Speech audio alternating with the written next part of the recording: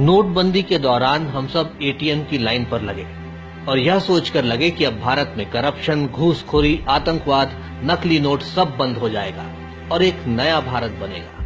यही तो कहा था ना हमारे नेता ने हमसे।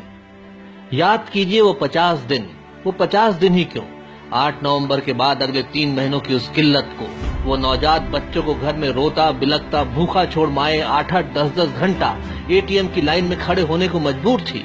कभी कुछ पैसे निकलते, वरना ज्यादातर समय तो खाली हाथ ही लौटना पड़ता। बूढ़े माँ बाप की दवाई के लिए वो रात भर 3-3, 4-4 बजे तक एटीएम के सामने खड़े रहना। कई युवाओं को अपनी कंप्यूटर, सिलाई कढ़ाई की कोचिंग तक बंद करनी पड़ी। वो बुजुर्गों, युवाओं और माताओं पर लाठी चलाती पुलिस।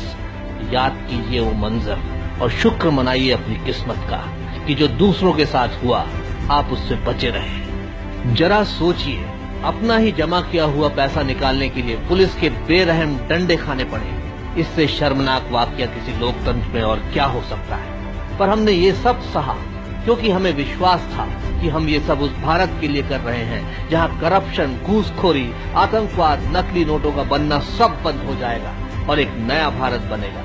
क्योंकि यही तो कहा था ना हमारे नेता ने हमसे। दिहाड़ी मजदूर, धोबी, हमाल, किसान, पढ़ाई, नाई, छोटे छोटे उद्योगों में लगे तमाम लोग बेहाल हुए। एक झटके में लाखों नौकरियां चली गईं। जो रोज कमाता है और रोज खाता है उसके दर्द को समझिए कि उन दिनों उस पर क्या गुजरी होगी, जिसे उस नुकसान से उबरने में अभी सालों और लगेंगे। पर हमने ये सब भी सहा एक नए भारत में, क्योंकि यही तो कहा था ना हमारे नेता ने हमसे। आप और हम तो उन दिनों एटीएम की लाइन में ही लगे थे।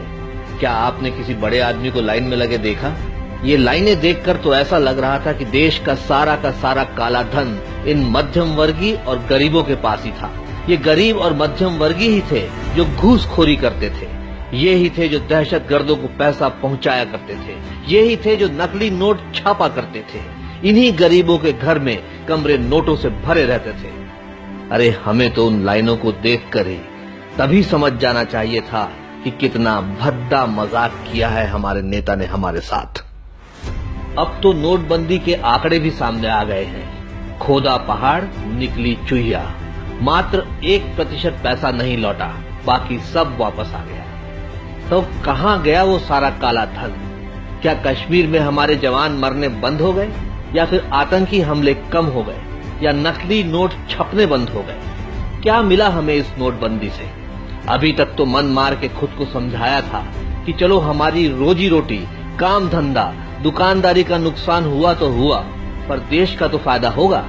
पर अब जब ये साबित हो गया है कि जो हमारे नेता ने हमसे कहा था वो कुछ भी नहीं हुआ, तो फिर क्या थी ये नोटबंदी?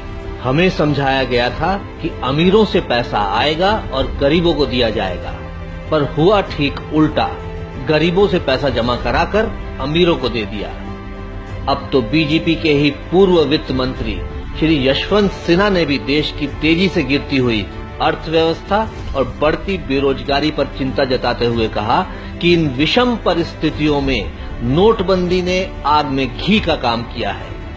हम आंख बंद किए बैठे रहे। हमने उससे क्यों नहीं पूछा कि हमारे 15 लाख का क्या हुआ, और अगर नहीं देना था तो बोला क्यों?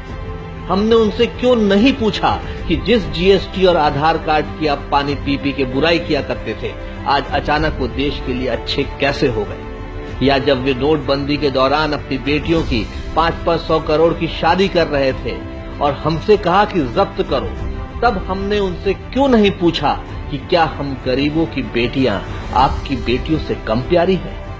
हमने उनसे क्यों नहीं पूछा कि हर साल 2 करोड़ नौकरियों का वादा किया था, कहां है वो नौकरियां? हम किसी को अगर 50 रुपए भी देते हैं तो उसका हिसाब मांगते हैं।